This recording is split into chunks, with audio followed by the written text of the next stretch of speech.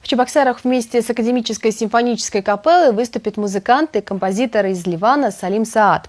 Музыка с восточным колоритом прозвучит на сцене театра оперы и балета уже в эту пятницу. По словам композитора, Чебоксары его вдохновили, и он успел написать здесь 3 песни. Их он исполнит на концерте.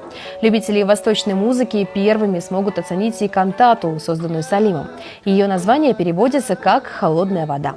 Чтобы она заиграла всеми красками, вместе с композитором на сцену выйдут ливанские студенты, которые учатся в чебоксарских вузах. К музыкантам нашей капеллы у Салима Саада особое отношение.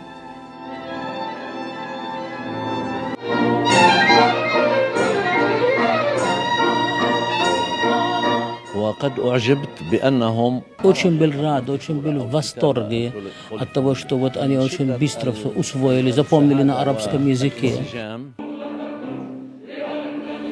Салим – композитор и дирижер. Он пишет саундтреки для фильмов и сериалов, солирует на альте в Бейрутском симфоническом оркестре. Много лет преподавал в Ливанском университете и Национальном институте музыки.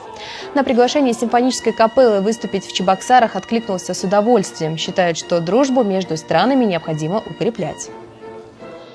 Конечно, без России и ее поддержки много народов не могут чувствовать будущее. Поэтому мы очень надеемся на Чуваши и всей России.